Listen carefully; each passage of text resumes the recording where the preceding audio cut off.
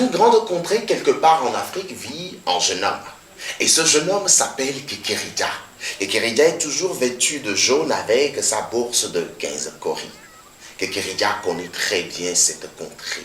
Kekeridja maîtrise cette contrée comme sa propre poche. Ainsi, on peut le voir au nord, au sud, à l'est, à l'ouest. Même un enfant qui vient de naître aujourd'hui connaît Kekeridja pour être le plus promeneur de tous les promeneurs.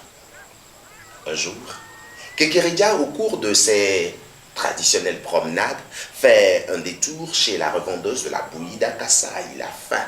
Cette femme bossue, revendeuse de la bouillie d'Akassa, pour qui le maréchal de cette contrée n'a que Dieu.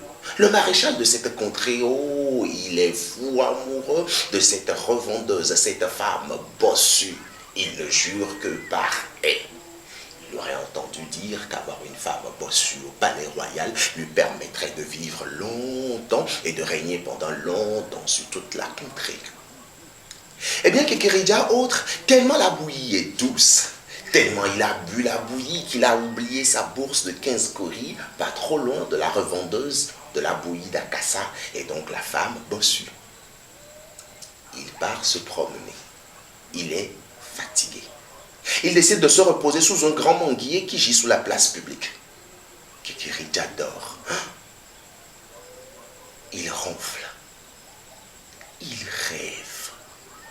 Mais quand il se réveille, Kekeridja ne retrouve plus sa bourse de 15 coris. Ah, que faire? Kekeridja est confus. Il réfléchit. Beaucoup de questions lui viennent à l'esprit. Kekeridja se demande s'il doit aller voir le pasteur, le marabout, l'imam, le prêtre ou carrément le maréchal de cette contrée. Et, messieurs et dames, vous qui nous suivez en ce moment, si vous étiez à la place de Kekeridja, que feriez-vous? Iriez-vous voir le pasteur, le marabout, l'imam, le féticheur ou le maréchal? Après moult réflexions, Kekeridja décide d'aller voir le maréchal de cette contrée. Il va voir le maréchal. Il lui narre son histoire.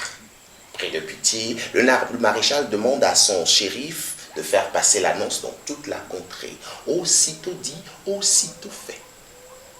La revendeuse de la bouillie d'Akassa, cette femme bossue pour qui le maréchal n'a que Dieu, c'est elle.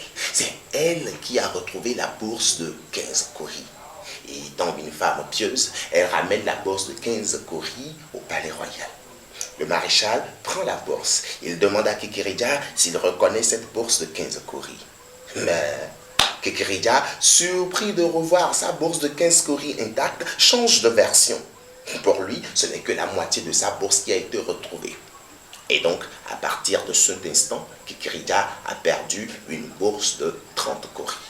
Ah, la femme bossue se met en larmes. Le maréchal ne comprend plus rien. Il décide de prendre les choses en main. Il se retire en conseil des sages. Du retour du conseil des sages, il pose la question une fois encore à Kekeridja qui réitère les mêmes choses. Pour lui, ce n'est que la moitié de sa bourse qui a été retrouvée.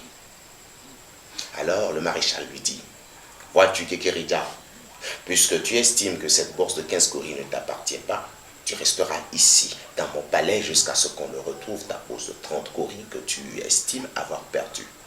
Quant à toi, femme, va. Va avec cette bourse de 15 coris qui désormais t'appartient. Vas-y et fais-en ce que tu veux. » La femme bossue essuie ses larmes et rentre à la maison. Et une fois chez elle, elle organise un grand festin et convie toute la contrée. Même le maréchal a participé à ce festin-là.